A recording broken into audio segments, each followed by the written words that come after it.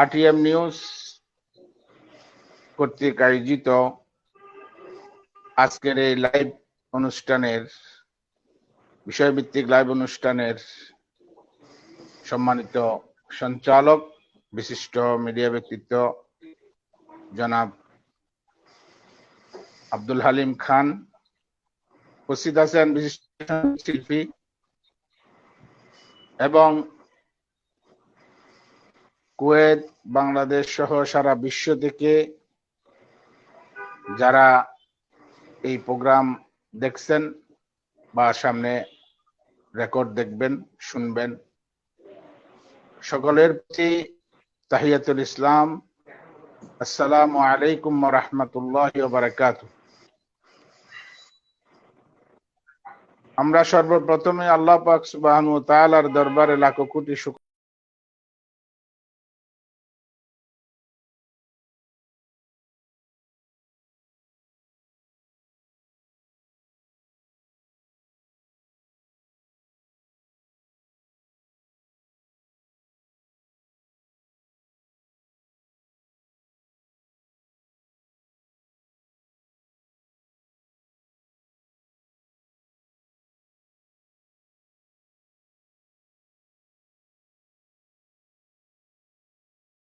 আমাদের সকলকে উত্তম জাযা দান করুন।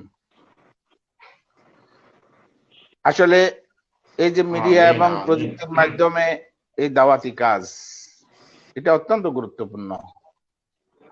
বর্তমান সময় এটা আমি সময়ের দাবি, যুগের দাবি এবং সর্বোপরি আমি ইমানের দাবি বলে মনে করি। এই যে তথ্য প্রযুক্তির মাধ্যমে যত বেশি দাওয়াতি কাজ করা যায়, মিডিয়ার মাধ্যমে যত বেশি দাওয়াতি কাজ করা যায়, কারণ মিডিয়ার মাধ্যমেই আজকে আমাদেরকে গায়েল করা হচ্ছে। এই তথ্য প্রযুক্তি ব্যবহার করে ইসলাম বিরোধীরা, ইসলাম বিদ্বেষীরা এই তথ্য প্রযুক্তি মিডিয়া ব্যবহার করেই আমাদের সর্বনাশ করতেছে। সেখানে আমাদেরকে যদি আমরা প্রতিযোগিতামূলক ভাবে আমরা এর সাথে না থাকি, এগুলা জায়েজ নেই, তথ্য মিডিয়া, তথ্য প্রযুক্তি না জায়েজ, এই ফতোয়ার উপর বসে থাকি, তাহলে আত্মঘাতী হবে। সুতরাং আমরা যেখানেই পারি, যত বেশি পারি, এই তথ্য প্রযুক্তি মিডিয়াতে আমরা সচেতন থাকবো, সজাগ থাকবো, আমরা সচল থাকবো আশা করি। সম্মানিত উপস্থিতি, আমার আজকের আলোচনার বিষয় হচ্ছে প্রকৃত মুমিনের পরিচয়। বিষয়টা এত গুরুত্বপূর্ণ যে অল্প সময়ে এটা বিশ্লেষণ করা বা সব দিক ও বিভাগ নিয়ে কথা বলা মনে হয় সম্ভব হবে না। তারপরেও যতটুকু সম্ভব আমাকে যতটুকু সময় দেওয়া হয়, ওই সময়ের মধ্যে আমি বিষয়টি তুলে ধরার চেষ্টা করব বিমাশাতিল্লাহ বিইذنিল্লাহ। প্রকৃত মুমিনের পরিচয় বিষয়টি গুরুত্বপূর্ণ এই জন্য, আজকে মুমিন, মুসলমান অনেকেই জানে না আসলে মুমিন, একজন মুমিনের পরিচয় কি, একজন মুসলমানের পরিচয় কি। একজন মুসলমান প্রত্যেক কিছুর একটা পরিচয় থাকে। মানুষের বংশ পরিচয় থাকে, মানুষের কোম্পানির পরিচয় থাকে, দেশের পরিচয় থাকে, জাতির পরিচয় থাকে, জাতি হিসেবে একটা পরিচয় থাকে, বংশ হিসেবে একটা পরিচয় থাকে, অনেক ধরনের পরিচয় থাকে। কিন্তু একজন মুমিন হিসেবে তার পরিচয় কি, সেটা অধিকাংশ মুমিন জানে না। মনে করে কিছু দোয়া কালাম পড়লেই, কিছু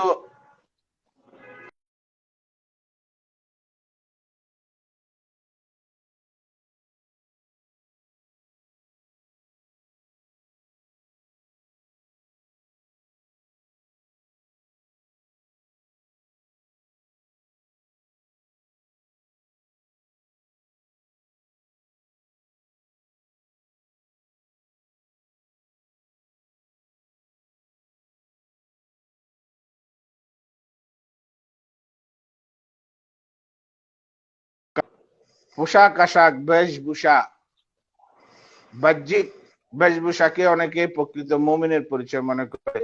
বাহ্যিক বেশভূষার সাথে মুমিনের সম্পর্ক নাই এটা আমি বলছি না। বাহ্যিক বেশভূষার সাথেও ইমানের একটা সম্পর্ক অবশ্যই আছে। বাহ্যিক বেশভূষারও প্রয়োজন আছে।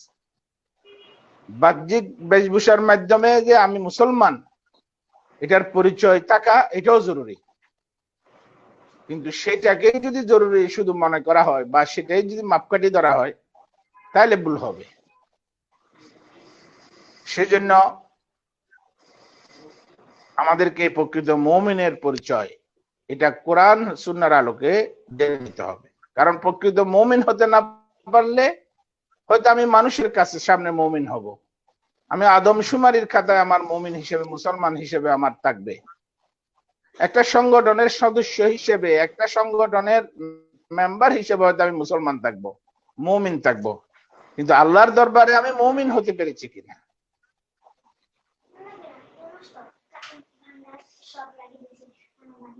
আল্লাহর কাছে আমি মুমিন, প্রকৃত মুমিন হতে পেরেছি কিনা সেটা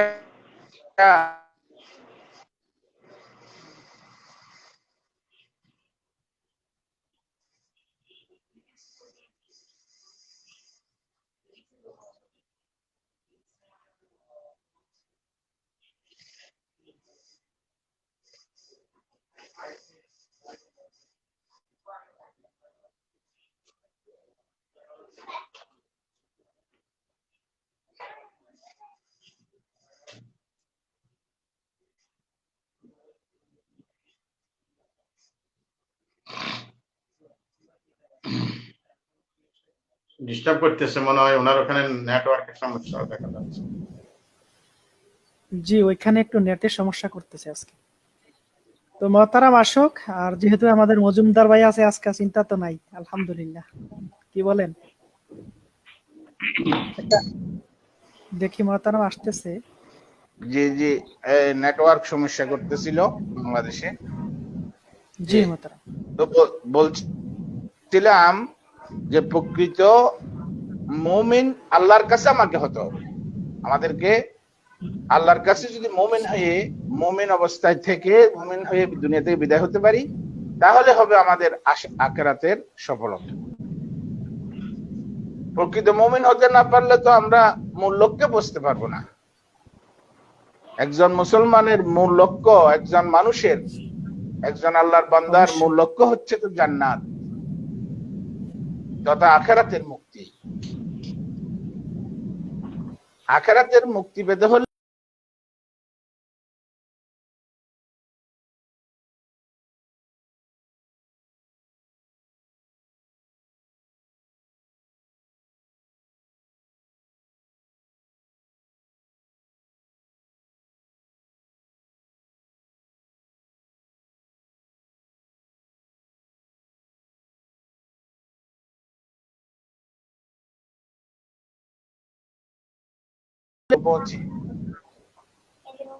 ওই গন্তব্যে পৌঁছার জন্য তার দুইটা জিনিস, দুইটা লাইন ঠিক থাকতে হবে। দুইটা লাইনের একটা লাইন যদি তার নষ্ট থাকে বা দুইটা লাইনের সমান্তরালে যদি দুইটা লাইন না থাকে, তাহলে একটা ট্রেন গন্তব্যে পৌঁছা কখনো সম্ভব নয়। একজন মুসলমান মুমিনের গন্তব্য হচ্ছে জান্নাত, আর ওই দুটি লাইন হচ্ছে, ট্রেনের যেমন দুটি লাইন থাকে, এই দুটি লাইন হচ্ছে একটা মুমিন হওয়া আর একটা আমলে সালেহ করা।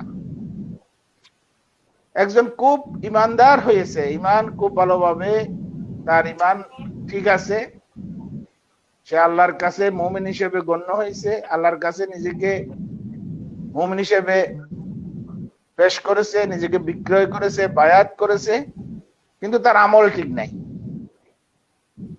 সে আমল করে না। যে সমস্ত কাজ আমল আল্লাহ পাক করতে বলছে এগুলা করে না, যেগুলোতে বিরত থাকতে বলছে সেগুলা করে, তাহলে সে ব্যর্থ।